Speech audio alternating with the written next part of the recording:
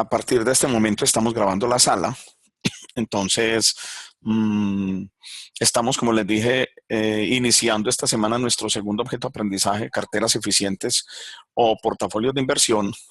Y la primera parte que vamos a trabajar sobre ese tema se refiere a, a todo lo que tiene que ver con los riesgos y los rendimientos individuales de una cartera. Lo primero que uno puede decir frente a las carteras o portafolios de inversión es que esas carteras o portafolios de inversión nacen como teoría financiera y como práctica real por allá en el año 1960 y, y nacen como producto de una teoría que para el momento era muy novedosa, aún sigue siéndolo porque todo el mundo trabaja sobre lo mismo. Pero era una teoría muy novedosa de un autor americano de apellido Markowitz. Este señor es el padre de la teoría de las carteras eficientes y por allá para el año 1960, 1962 es que escribe los primeros artículos alrededor del tema. Luego hay algunos desarrollos reales desde el punto de vista de desarrollar esa teoría, de llevar a esa teoría un poquito más adelante.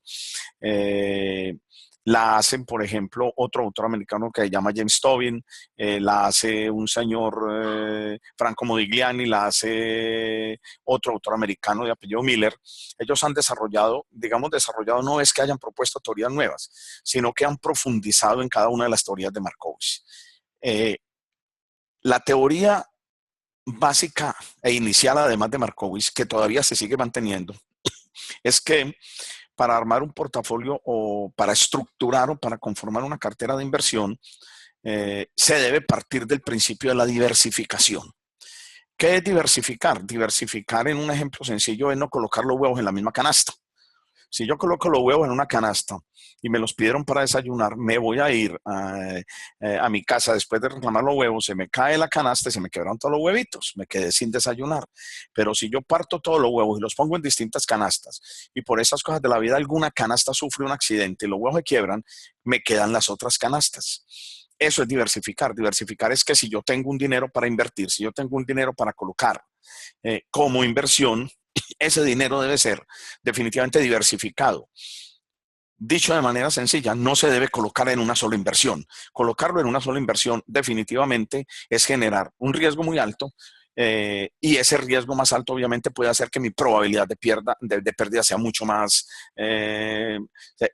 clara y sea una probabilidad de pérdida muchísimo más exacta. Les pido a los que acaban de entrar que por favor me saquen la cámara porque como estoy grabando, entonces, exacto, muchas gracias. Eso, para que no quedemos ahí, quedamos todos en cinta y maluco. Ahorita ya, cuando abra la cámara, hace otra cosa. Entonces decía que esa diversificación parte de que el dinero que se va a colocar en una cartera o un portafolio se debe repartir en diferentes tipos de inversión. Inversión en renta fija, en inversión en renta variable. ¿Cómo se reparten? Pues primero, de acuerdo con las condiciones del mercado, de acuerdo con el perfil del inversionista. No es lo mismo un inversionista de perfil agresivo que le gusta correr riesgos a un inversionista o a un posible inversionista de perfil moderado que sabe que tiene aversión al riesgo o de perfil conservador que es medianamente amante del riesgo.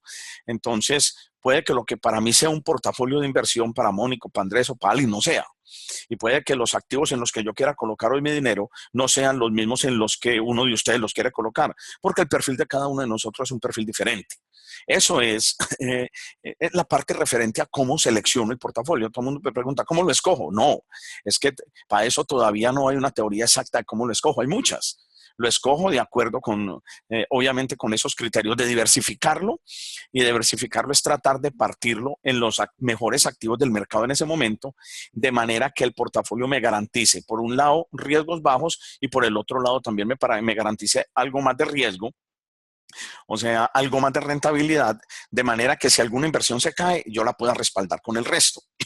Pero los mercados tienen muchísimas inversiones. En el 60, cuando sale la teoría de Markowitz, 1960, como dije ahora, 1962, había muchas opciones. Hoy hay muchas más. Hoy en las bolsas del mundo, hablando, incluyendo dentro de esos activos todos los commodities, recuerden que todo lo que tiene un precio hoy es un activo financiero. Todo lo que se compra y se vende hoy se puede negociar como activo financiero. Podemos estar hablando de entre 18, 20, 25 mil opciones para usted poder invertir. Entonces, realmente lo que se necesita por parte del inversor es un poquito de conocimiento sobre los mercados y un muy buen asesor. Y todos los asesores pueden pensar distinto. En este asunto de los portafolios no hay palabra de Dios. En este asunto de los portafolios no hay verdades exactas. Repito, lo que para mí puede ser un portafolio, o para Alex, o para Andrés, o para Mónica, o para Cindy, para cada uno puede ser distinto, porque cada uno tiene una visión diferente de mercado y cada uno tiene una percepción diferente sobre el riesgo.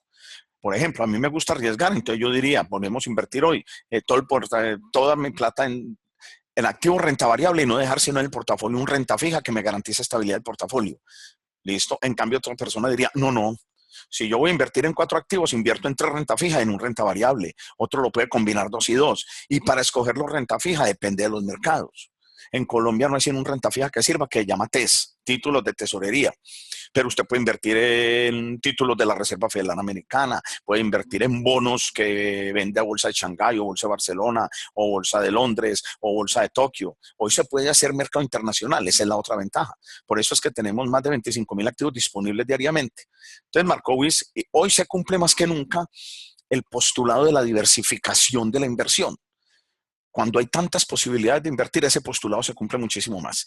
Lo único que Markowitz dice desde el inicio de su teoría y que se sigue manteniendo con lujo de detalles es que también invertir en demasiados activos me genera un problema porque pierdo el control del portafolio. O sea, invertir en demasiados activos me genera un inconveniente gravísimo.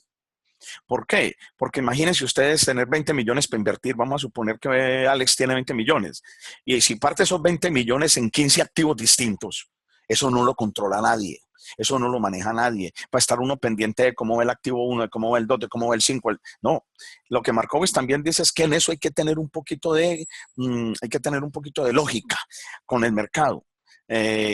Realmente él recomienda que lo máximo que se puede invertir en un portafolio, o sea, que lo máximo, un número máximo para poder tener un buen control es invertir en 5 o 6 activos, no más. Porque es que el control, si se pierde el control de portafolio, se pierden las posibilidades de mejorar la rentabilidad y reducir el riesgo. Entonces, esa es la recomendación de Markowitz. Y hoy se hace muchísimo. Hoy esa recomendación se sigue al pie de la letra en el 90% de las inversiones.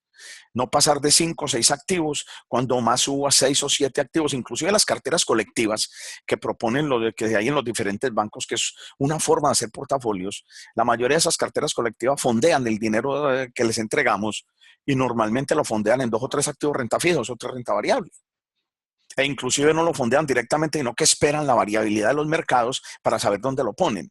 Entonces, el principio de la diversificación primero y un principio que él llama el tamaño del portafolio, que fue el último al que me referí, se siguen cumpliendo hoy más que nunca precisamente porque los mercados se han ampliado, porque el mundo es una aldea global, porque las posibilidades a través de los famosos avances tecnológicos, de la aparición del Internet, de la aparición de todas las plataformas en Internet, ha hecho que mis posibilidades sean mucho más amplias. Entonces, él dice, bueno, se invierte en activos, se cumple el principio de la diversificación, pero entonces yo tengo que calcularle a ese portafolio una rentabilidad, le tengo que calcular un riesgo y tengo que establecer al final la proporción exacta a cuánto voy a invertir. Porque es que yo puedo tener y decir, bueno, no voy a invertir, yo voy donde un comisionista de bolsa y le digo, asesóreme, yo no quiero sino invertir en 5 activos, punto. Y tengo 100 millones de pesos. El tipo es el que me tiene que decir, o él tiene que saberme decir, vea, de esos 100 ponga 30 en este activo, solo ponga 10 en este, ponga 15 en este, ponga 25 aquí y ponga 20 en el otro. O sea, eso se llama la estructura del portafolio. Una cosa es el tamaño de cuántos activos, en cuánto voy a invertir. Otra cosa es, en esos activos que voy a invertir, cuánto de cada uno. Entonces, lo que hace la teoría de Markowitz es eso. Primero me calcula los riesgos y los rendimientos individuales. Y a partir de ahí, y yo tengo mi selección de portafolio, puedo minimizar mis riesgos o puedo maximizar el rendimiento. Entonces, el trabajo nuestro hoy es, a partir de un ejercicio que tengo, el que voy a compartir ya mi pantalla, en este momento la voy a compartir, en este momento la deben estar viendo, es una pantalla donde tengo, les voy a mostrar, donde tengo 7 activos. Lo que hay en los cuadros es los precios de esos activos durante 15 días, más o menos. vamos a definir en cuáles activos invertir. Pero antes de estructurar el portafolio, definitivamente yo tengo que calcular el riesgo y el rendimiento individual de cada activo. Tengo que ir y medir mi riesgo y rendimiento individual. Sin calcular el riesgo y el rendimiento individual de cada activo, es imposible estructurar el portafolio. Es imposible maximizar el rendimiento, o sea, averiguar el portafolio que yo estructure, cuál es el máximo rendimiento que me daría. Y es imposible, además, minimizar el riesgo. Entonces, lo que hacemos hoy es, a partir de estos 7 activos, vamos a calcular el riesgo, el rendimiento individual de cada uno. Luego vamos a calcular una cosa que llamo el coeficiente riesgo-rendimiento, que es una de las variables que Markowitz propuso para seleccionar los mejores activos. Y como norma, vamos a utilizar una. De estos 7, yo solo voy a invertir en 4. Punto. Para que, o sea, nuestro portafolio va a quedar estructurado con 4 de los 7 activos, para que podamos hacer un proceso de descarte de activos. Y ya cuando tengamos los 4 activos, la semana entrante, estructuramos el portafolio, hacemos riesgo de portafolio, hacemos rendimientos de portafolio y hacemos maximización de rendimientos o minimización de riesgos. Ahí hay que decir una cosa bien importante. ¿Qué es lo que hay que decir? En las carteras eficientes o en los portafolios de inversión sucede lo mismo que en economía con la inflación y el desempleo, o sucede lo mismo que en las finanzas con la liquidez y la rentabilidad.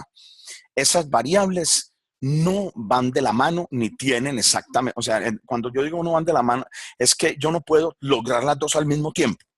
Económicamente yo no puedo tener bajos niveles de inflación con altos niveles de empleo. Eso es imposible. La gente ustedes que estudiaron economía podrán saber por qué, pero el común de la gente no entiende que si un gobierno se dedica a trabajar sobre la inflación, va a sacrificar nivel de empleo. En finanzas sucede lo mismo. Cuando yo quiero liquidez en una empresa, debo sacrificar rentabilidad. O cuando yo quiero generar alta rentabilidad en el manejo de una organización, tengo que sacrificar solvencia o liquidez. O sea que no puedo tener en una organización al mismo tiempo extraordinarios niveles de liquidez con excelentes niveles de rentabilidad. Y en los portafolios sucede lo mismo. Yo al mismo tiempo no puedo tener excelentes niveles de rentabilidad con mínimos niveles de riesgo. Eso no pasa. Eso no sucede. O yo tengo muy buenos niveles de rentabilidad asumiendo riesgos, o tengo mínimos niveles de riesgo con niveles de rentabilidad más bajitos.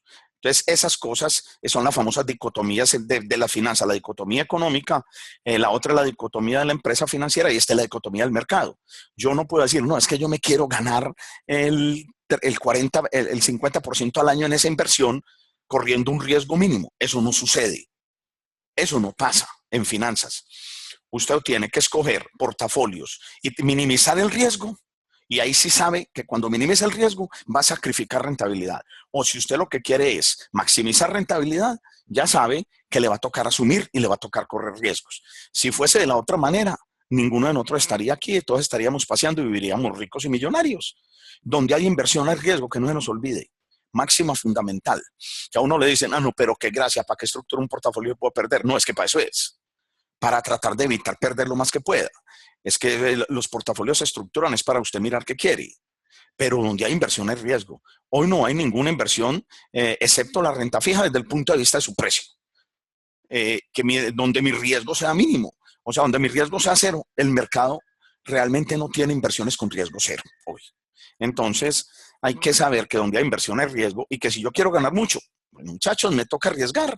Y si no quiero ganar tanto, pues entonces corro mínimos niveles de riesgo con rentabilidades bajitas. Un muy buen ejemplo de eso. Si yo no quiero correr rentabilidad, pues coja su plata y póngala en un CDT. Un CDT le da el 7% anual. Y si usted a ese 7% le descuenta a 100 millones de pesos, hagan esta cuenta mental. 100 millones al 7, eso me da 7 millones de ganancia al final. Real. Descuento el 7% de ganancia, de la renta sobre esa ganancia. O sea, a 7 millones les tengo que restar el 7% con 490,000 pesos. Me quedan 6,510,000. Y a esos 6,510,000 los afecta una variable que se llama inflación. Los 100 millones iniciales sufrieron el problema de la inflación.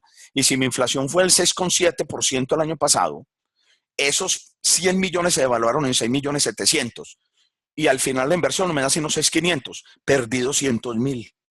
Ahí les doy un datico. Entonces, pero al menos me mantiene algo el poder adquisitivo, pues digamos que la inflación haya sido un poquito menor, me mantiene los 100 contra los 100 y pico del año siguiente. Y eso son las inversiones con riesgo casi mínimo. Ahora, si yo invierto en un renta variable, cuya rentabilidad, como su nombre lo indica, es absolutamente variable, obviamente corro muchísimos riesgos. El gran ejemplo está en Ecopetrol. Ustedes que conocen el mercado saben que Ecopetrol para el año 2012 valía casi 6.000 pesos por acción y que Ecopetrol había arrancado en el mercado colombiano a 1.320 en el año 2012, en octubre. O sea, a los 4 años y medio Ecopetrol estaba pagando, asumándole dividendos, rentabilidades anuales promedio de 100%. Hagan la cuenta. No me pelo en un 1%. 100% anual. O sea, estaba dando una alta rentabilidad. Y a la gente se le olvidó que eso era una inversión de riesgo. ¿Por qué? Porque ese Ecopetrol dependía mucho de muchas cosas. La acción de Ecopetrol, perdón, dependía del mercado internacional, dependía de las condiciones de seguridad interna, dependía de las condiciones políticas, dependía del riesgo país, de una cantidad de cosas. A la gente que se le olvidó, de un momento a otro Ecopetrol cayó de 5.900 a 4.200. A los 8 días estaba en 300 y en 2 días se bajó a 1.600. Conclusión, nunca se volvió a recuperar. Quien no pudo vender cuando estaba alta, hoy la acción vale lo mismo que valía en el 2008, el mismo que valía 1.320 pesos. Y hubo una segunda emisión en 2012 que se vendió a 3.200. Los que compraron a 3.200 ese año y no vendieron, hoy están perdiendo 2.000 pesos por acción. Ese es el riesgo. Recuerden que el precio del petróleo bajó de $103, el WTI a 40, a 36 dólares llegó. Recuerden que Ecopetrol tuvo problemas con los pozos. Una empresa petrolera depende de los pozos que encuentre. Ecopetrol tuvo 2 anuncios, uno en el Caquetá y otro por allá no sé dónde, que habían encontrado pozos. Cuando ya esculcaron, ninguno tenía petróleo. Eso hizo caer las expectativas del mercado, la acción siguió volada para abajo. Y lo otro fue toda la presión de la seguridad desde el punto de vista del oleoducto Caño Limón Coveñas. Ese oleoducto desde el 2012 empezó otra vez a ser volado en el año más de 12, 15 veces. Entonces, eso generó condiciones de seguridad anómalas adversas. Entonces, la acción se le pegaron una cantidad de cosas, hizo que en el mercado bajara. Nadie o los que tenían esa inversión no leyeron que eso era de riesgo. Y hoy tienen una acción a 1.200, 1.250, 1.300 pesos, a lo mismo que se vendió en 2007. O sea, 10 años después se está pagando una acción al mismo precio. Conclusión, no tienen nada.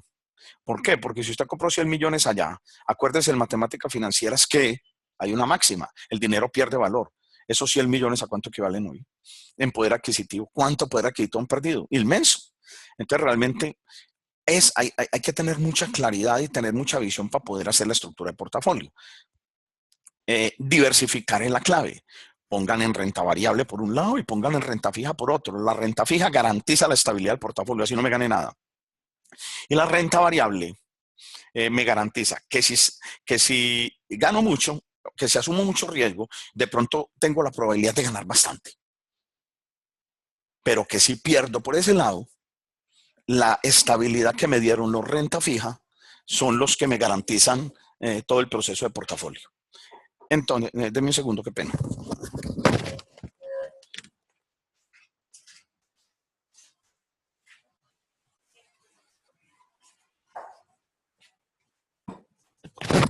Bueno, entonces decía que la rentabilidad de los portafolios es la que nosotros vamos a medir, pero hoy arrancamos midiendo todo lo que se llama rentabilidades individuales.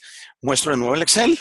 En el Excel tengo 7 activos para poder, repito, calcular, para poder medir los rendimientos y los riesgos del portafolio. Primero debo hacer riesgos y rendimientos individuales. Entonces aquí tengo 7 activos, cada uno con precios durante determinado periodo. Entonces le voy a calcular a cada uno de estos activos que tengo aquí el riesgo y el rendimiento individual. Lo primero y aquí tengo unas columnitas desde 1 a 7 que equivalen a cada uno de los activos.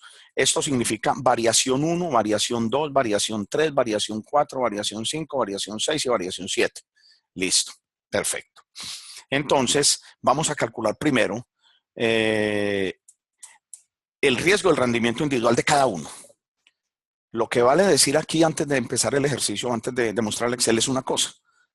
El riesgo y el rendimiento de un activo depende de la forma como se mueva su precio. Con el ejemplo de Ecopetrol pudieron entenderlo. Entonces, si estos son los precios, calcular el riesgo de un activo y el rendimiento de un activo es medir la forma como sus precios cambian. Entonces, primero voy a calcular el rendimiento. Y para poder medir cómo cambian sus precios, pues voy a calcular la variación de estos precios. Voy a calcularlo para cada uno de los activos. O sea, voy a calcular la variación para este periodo de tiempo. En este caso son días. Lo que tenemos acá son días. Desde este hasta este. Y para cada uno voy a calcular en este periodo de tiempo específico cuál es la variación. O sea, para calcular una variación, normalmente hay una manera bien sencilla, que es el dato 2 menos el dato 1 dividido dato 1. No.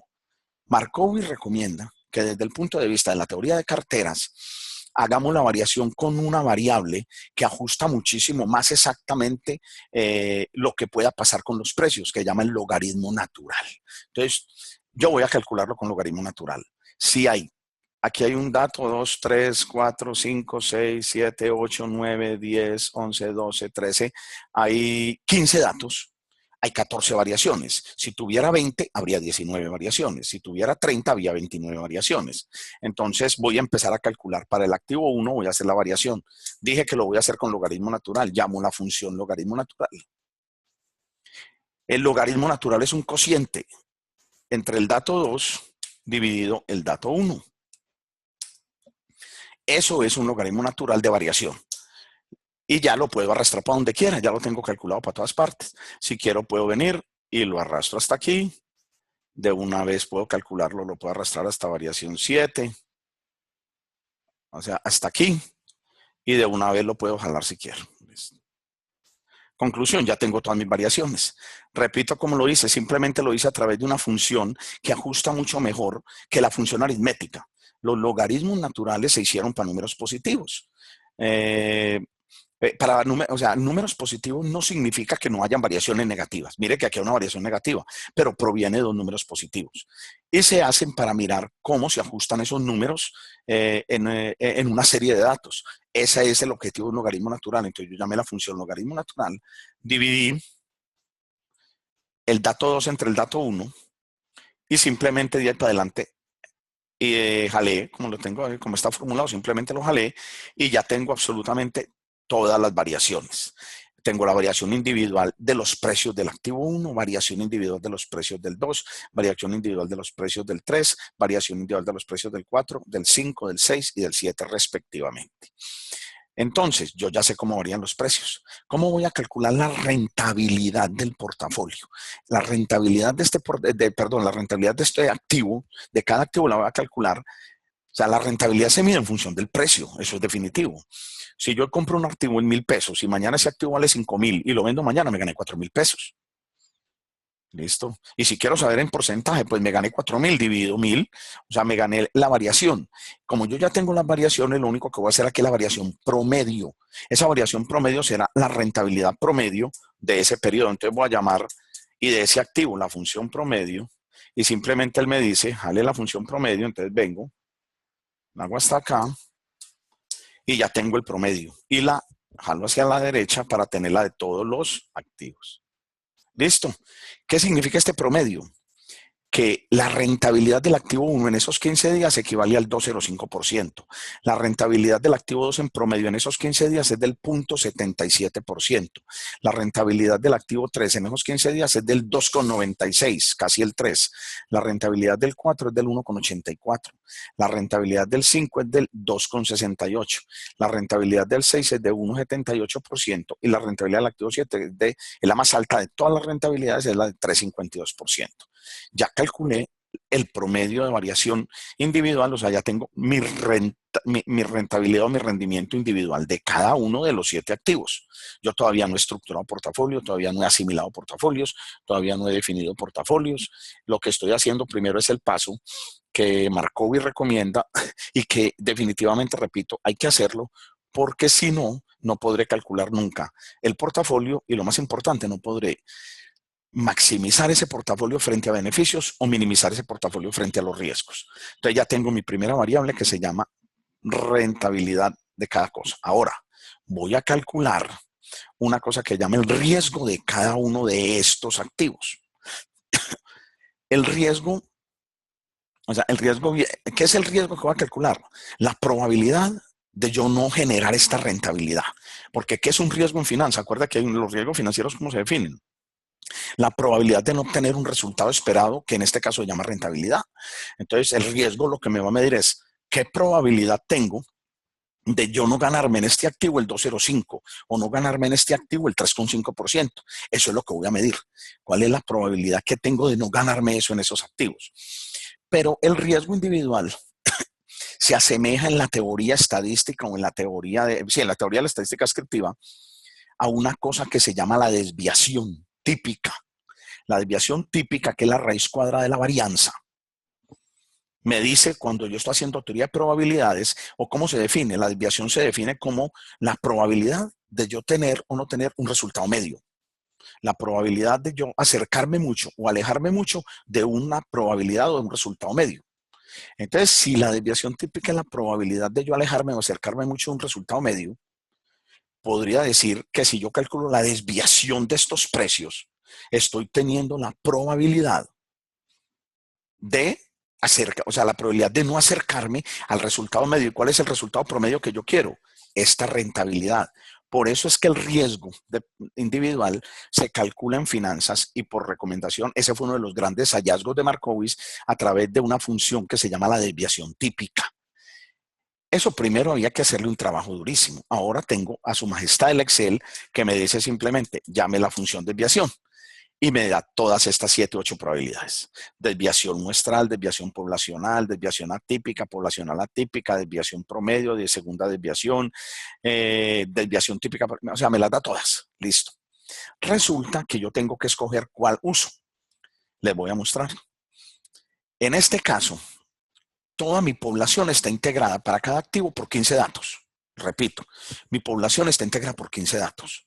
Y yo de esos 15 datos para cada activo no voy a tomar ninguna muestra. O sea, yo no voy a decir, vea, de los 15 datos que tengo, voy a trabajar con 5. No, yo estoy trabajando con los 15. O sea que estoy trabajando con toda la población. Por eso escogemos la desviación típica poblacional. Si yo fuera a tomar una muestra, ejemplo, ustedes consiguen los datos de 3 años de unos activos y esos 3 años son 600 datos. Y si usted solo quiere trabajar con una muestra, trabajaría con la desviación muestral. Pero como nosotros aquí no vamos a sacar de los 15 datos de cada activo ninguna muestra, sino que vamos a trabajar con los 15, escogemos la desviación poblacional. O sea, escogemos toda la población, porque no estamos tomando ninguna muestra específica, ninguna muestra específica de esa población. Entonces, llamo la desviación y a estos mismos valores le saco la desviación a la variación. Y tengo el riesgo individual. Lo jalo esa belleza riesgo. Por aquí. Y tengo los riesgos individuales de cada portafolio. Entonces ya me están diciendo, por ejemplo, me está diciendo, vea, la probabilidad de yo no ganarme en este portafolio el 2,05 es del 3,31. La probabilidad, por ejemplo, en este último, de yo no ganarme el 3,5, el del 6,15. La probabilidad de yo aquí no obtener una rentabilidad del 2,6 es una probabilidad del 3,16%. No se asusten, casi siempre los riesgos dan más alto que los rendimientos. Casi siempre. Eso es una norma que es la famosa norma de las covarianzas. Casi siempre va a dar un rendimiento. O sea, es muy difícil encontrar un activo en el mercado. Muy difícil. Pueden haberlos, pero contados en los dedos de la mano, donde los rendimientos promedios sean más altos que el riesgo. Casi que nunca pasa. ¿Por qué? Porque es que esto tiene variaciones negativas y estas variaciones, miren, estos 3 negativas. Y como esto es el riesgo de la desviación, el riesgo me está midiendo la distancia en eso que ustedes tenían como distribución normal de una campana de Gauss. Cuando la campana es muy abierta o cuando se aleja mucho, cuando hay mucha volatilidad en estos datos, el riesgo es más grande. Y la volatilidad no solo se presenta cuando pasa de positivo a negativo, no. La volatilidad es cuando, por ejemplo, tengo un precio en 1,000 pesos y al otro día amanece en 2,000. Eso es volatilidad. La volatilidad es cuando los precios cambian demasiado y en proporciones muy fuertes. Por eso es que normalmente los riesgos individuales el riesgo es mayor que, que la variación promedio, lo que llamamos rendimiento promedio. Entonces ya tengo el riesgo de cada uno. Ya hice parte de mi trabajo, ya tengo mucho adelantado. ¿Qué significa? Que ya tengo mi riesgo individual y tengo mi rendimiento individual de cada uno de los 7 activos. Ahora, Markowitz propone Y porque ahora ya viene la pregunta, bueno, ¿y yo con cuál me quedo de todos esos? ¿Yo con cuál de los que tengo ahí me quedo? ¿Yo con cuáles activos? Y partiendo del hecho del que yo propuse de que vamos a seleccionar 4 activos, entonces yo con cuáles 4 me quedo.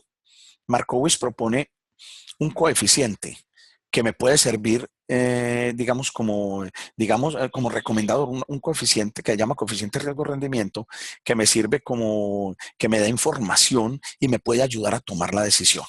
Yo lo voy a calcular, el coeficiente riesgo-rendimiento lo va a hacer aquí, el nombre lo dice, coeficiente riesgo-rendimiento es dividir el riesgo de cada activo entre el rendimiento de cada activo.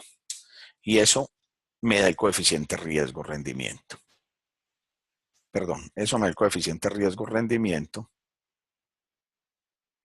Ese coeficiente riesgo-rendimiento es la relación entre el riesgo y el rendimiento. Por ejemplo, como el riesgo es el que está en el numerador y el rendimiento en el denominador, ¿qué me está diciendo este primer coeficiente riesgo-rendimiento? Me está diciendo que la probabilidad de yo no tener, o sea, primero, lo voy a leer como número para que no nos confundamos. Lo que este coeficiente me dice es que en este activo, el riesgo es 1.6 veces más alto que el rendimiento. En este activo es 1.93 veces más alto. En este activo es 1.18 veces más alto. En este activo es 1.84 veces, pero el único que nos dio por debajo es este, que significa que el riesgo no alcanza a ser superior al rendimiento, o sea que el riesgo es menor que el rendimiento. Entonces, obviamente, en la medida en que el coeficiente riesgo-rendimiento sea más alto, ese activo no es tan bueno como el otro. O sea, coeficiente riesgo-rendimiento más alto significan que los riesgos son en proporción mucho más altos que los rendimientos. Entonces, por ejemplo, este activo 2 me quiere decir que el riesgo es casi 2 veces más alto que el rendimiento. O sea, que lo pongo en términos porcentuales. Para yo poder obtener o sea, la probabilidad de que yo no obtenga una unidad porcentual de beneficio, de rendimiento, es casi del 200%, 193%, si lo pongo en porcentaje. Cuando digo que es 2 veces más alto, es 200%. La probabilidad es de 161%, aquí de 184%. Entonces, en la medida en que el riesgo-rendimiento como coeficiente sea más alto, es peor desde el punto de vista del análisis de ese activo. Entonces, ¿qué dice Markowitz? Si usted fuera a escoger en base al coeficiente riesgo-rendimiento, escoge los activos de menor coeficiente riesgo-rendimiento. Por ejemplo, lo voy a poner, el mejor es este. Voy a seguir revisando. Este es el que sigue en orden. No voy a poner sino los primeros 4. Luego sigue este. Y luego sigue este. Listo. Estos son los 4 mejores activos según Markowitz. Ah, no, perdón, coloqué uno que no era. Este 4 no. Creo que es el 1. Creo que es el 4. Listo. Según Markowitz, los que tengo aquí, este activo, o sea, el activo 1, 3, 5 y 6 son los mejores en virtud de que son los que dan el coeficiente riesgo-rendimiento más bajito. Ahora, voy a decir otra cosa. Podría suceder que a alguien no le guste tomar la decisión por coeficiente riesgo-rendimiento. Y eso es perfectamente válido. Por ejemplo, yo podría decir, esto puede ser una manera de decidir, pero yo no quiero decidir por ahí. Yo tengo un perfil agresivo, un perfil arriesgado y quiero escoger los de mejor rentabilidad. Eso es otro criterio de decisión. Entonces usted puede escoger. Aquí están los criterios de decisión. Mire, criterio 3.1, 3.2 y 3.3. Puedo escoger por el criterio 3.1, los de mayor rendimiento. Aquí están escogidos, creo. Los de mayor rendimiento, ¿cuáles son? Entonces ya no vengo, sino y miro por aquí. ¿Cuáles son los de mejor rendimiento? O sea, los que me dan rendimiento más alto. ¿Cuáles son los que me dan rendimiento más alto? Pareciese ser que el rendimiento 1, 2, 3, 4, 5, el rendimiento más alto es 5, el rendimiento más alto es 7, el rendimiento más alto es 3 y el rendimiento más alto es 4. ¿Listo? Esos serían los rendimientos más altos. Pero alguien me dice de ustedes, yo no quiero escoger por el rendimiento más alto. Yo soy de perfil moderado y perfil conservador. Yo quiero escoger los de menor riesgo para estructurar el portafolio que hemos hablado que va a ser de 4 activos. Entonces, por menor riesgo serían otros muy distintos. Por menor riesgo serían, aquí hay un error, lo borramos enseguida, lo cuadramos. Por menor riesgo serían el 2, 3, 6 y 4.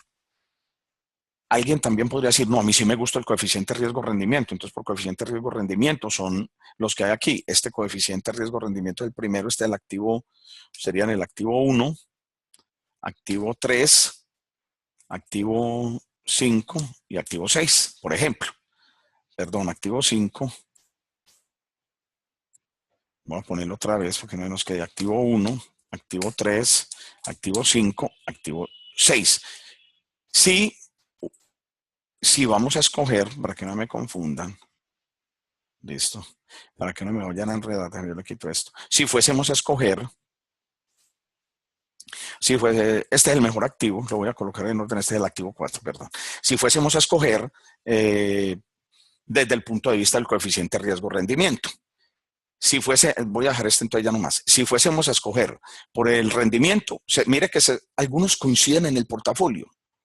Obvio, pues si está hablando de 7, coinciden. Pero mire, por ejemplo, si fuese por rendimiento, darían 5, 7, 3, 4. Solamente coincidirían con 2 de menos riesgo, el 3 y el 4. Y si fuese por coeficiente riesgo-rendimiento, el 3 y el 5. Entonces, mire que obvio que hay coincidencia, en la medida en que haya menos activos hay coincidencias, pero mire que cada selección es completamente distinta, cada selección es completamente diferente. ¿De qué depende, muchachos? Del perfil y del criterio del inversionista. No depende de otra cosa. Depende de lo que ese señor quiera. Y yo puedo ir a pedir una asesoría a donde un mago de los mercados de capitales, de una mesa de dinero, donde yo quiera. Y él me puede recomendar lo que sea. Pero si yo no soy arriesgado, si yo tengo aversión al riesgo, por mucho que él me diga, yo no voy a correr riesgos. Por muchísimo que él me recomiende, por mucho que él me muestre, yo no voy a correr riesgos. Entonces, por eso es que, ¿qué dice Markowitz? Escoja por coeficiente riesgo-rendimiento, que es como una manera más o menos técnica. Digo más o menos técnica porque no es la única. Pero si usted es de perfil arriesgado, escoja por rendimiento y sabe que va a correr más riesgo. O si es de perfil conservador, escoja por riesgo. Los de menos riesgo, no importa. O puede combinar.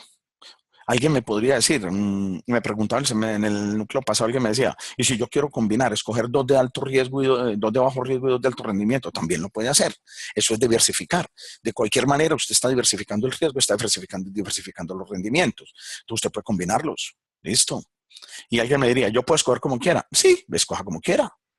Si ya usted escoge como quiera, seguramente tiene, por ejemplo, ella me diría, yo quiero el 1, 2, 3 y 4, no más. Listo. Bueno, eso fue una decisión que es una decisión que no corresponde a ningún criterio técnico, pero muchos inversionistas la hacen. Casi que es echar los números en una balota, del 1 al 7, los 4 que saque, los invierta.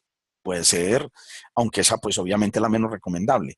Las que más utiliza el mercado son escoger por rendimiento, escoger por riesgo o escoger por el coeficiente riesgo-rendimiento. Listo. Como les digo, ¿de qué depende? Depende del perfil, depende de que el inversionista sea arriesgado, moderado, conservador, y depende del mercado. En este momento los mercados todavía están en recesión, todavía son mercados recesivos, todavía, por ejemplo, la Bolsa de Valores de Colombia no está generando un Colcap muy alto, todavía la Bolsa de Valores de Nueva York no está generando un Standard & Poor's que sea muy atractivo. Se dice que la Reserva Federal va a volver a subir la tasa de interés. El Banco de la República Nuestra está esperando a ver si esa tasa sube. Los bancos centrales en América y en Europa están esperando ese dato. Ya Alemania dijo en Europa que quería salir de la Unión Europea. Eso es un golpe a la Unión, un golpe al euro. Si Alemania materializa, Angela Merkel, la primera ministra alemana lo dijo, si Alemania materializa la salida, se desarma la Unión. Ya Inglaterra se fue, acuerden que el Brexit es todo el proceso que se denominó a la salida de Inglaterra de la Unión Europea. Entonces ya Alemania dio cara, planteó y dijo que quiere irse.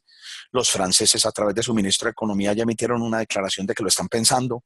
Entonces Europa va a volver a los países individuales. Europa va a volver a las economías individuales y proteccionistas. Y si el mundo gira hacia allá, entonces los mercados de capitales van a cambiar de nuevo, van a dar giros. Los activos financieros van a tener inconvenientes. ¿Por qué? Porque es que entre las plataformas tendrán que ser negociaciones distintas. Si, por ejemplo, en Europa, la Unión Europea se desbaratara, pongamos un caso extremo que llegara hasta allá, yo no puedo negociar en una plataforma global. No puedo hacerlo. Entonces, segundo, me tocaría pagar muchos más impuestos. Ahora, por ejemplo, usted puede negociar en una plataforma global en Francia, puede negociar en la Bolsa de Múnich, puede negociar en la Bolsa de Barcelona, pero usted no paga impuestos. pues no pague impuestos en una sola vez. Usted no tiene que pagar impuestos individuales. Pero es muy distinto a si usted negociara en España, porque tendría que pagar unos impuestos allá, luego materializaría en su moneda, tendría que pagar otros, entonces se vuelve todo un rollo. Entonces, si por ejemplo se materializan, digamos por ahora esas discusiones previas, o si los grandes de la Unión Europea se van y que se queden los chicos, igual eso es un golpe durísimo a la economía mundial. Partamos del hecho de que el euro desaparecería como moneda de intercambio otra vez. Eso significaría que su majestad el dólar caminaría otra vez y cabalgaría el planeta como quiera. Entonces, mire que hay unas expectativas en el mundo en este momento que podrían hacer que los mercados de capitales cambien radicalmente. Y si esos mercados cambian, entonces, por muy arriesgado que yo sea en este momento, yo no invertiría en inversiones de riesgo. Yo no haría capital de riesgo muchísimo, porque el riesgo es doble o triple, porque el riesgo se puede duplicar o triplicar o cuadruplicar en esas condiciones actuales. Por eso es que, por ejemplo, muchos portafolios de inversión se están estructurando con renta fija en Europa. En Estados Unidos lo que no sucedía hace 15 o 20 años está sucediendo esta semana y la semana pasada. Se están estructurando muchísimos portafolios con activos renta fija, como bonos de la Reserva Federal Americana, como bonos del Chase Manhattan, como bonos del Banco de América, como bonos emitidos por por compañías de tecnología. Por ejemplo, IBM ha emitido bonos en bolsa, entonces se está vendiendo bonos. O sea, la gente está migrando, los inversionistas están tratando de hacer nicho, de hacer mercado en esos bonos para proteger su inversión, porque hay volatilidad, porque hay incertidumbre en el mercado. Y esa incertidumbre genera altos riesgos, entonces nadie quiere correr más de los riesgos normales que se corren en una inversión. Entonces, miren que las condiciones de ahora son diferentes. Si en 8, 9 o 10 meses el mundo vuelve y gira, estamos en nuevo crecimiento, estamos hablando de que las economías ya están creciendo a niveles de más del 3 o 4, aunque en un año eso no va a pasar todavía. Colombia espera crecer al 2,3, ahí les doy el dato. Pero supongamos que en año y medio, 2 años, que a finales de 2018, ya estamos hablando de crecimiento superior al 3,2, 3,3, estamos hablando de inflaciones controladas. Porque es que el problema es que muchas de las economías emergentes tienen inflaciones superiores a su crecimiento, o sea que tienen tasas reales negativas. Eso hay que controlarlo, eso hay que manejarlo. Si eso no se controla y no se maneja, se va a tener un gran problema en los mercados de capitales. ¿Por qué? Porque los capitales golondrina van a estar volando de bolsa en bolsa, tratando de chupar lo más que puedan, afectan la bolsa y salen y se van rapidísimo. Entonces, mire que la estructuración de los portafolios se puede cambiar. La mayoría, estoy casi seguro que de cada 10 inversionistas, la mayoría invertiría hoy el 80% revisando los de menos riesgo. ¿Para qué? Para hacer una cosa que llaman claro el portafolio y cuidar la inversión.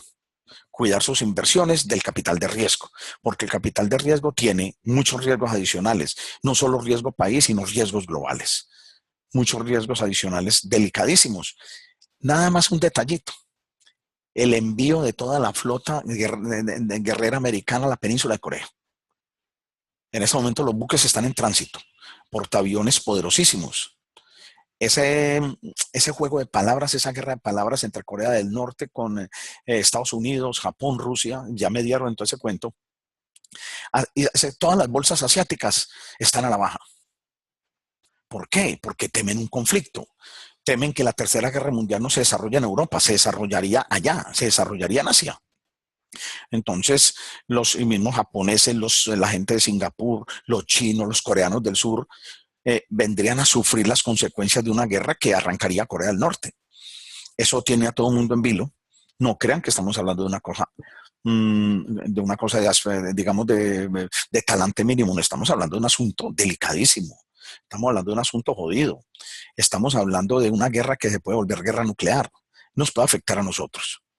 Nosotros vivimos en el otro lado del mundo, pero a esos coreanos les dan una locura, tiran usan sus armas nucleares, lo dirigen, por ejemplo, pueden hacerlo. Si tienen armas nucleares, ellos, por ejemplo, pueden escoger un objetivo en el mundo.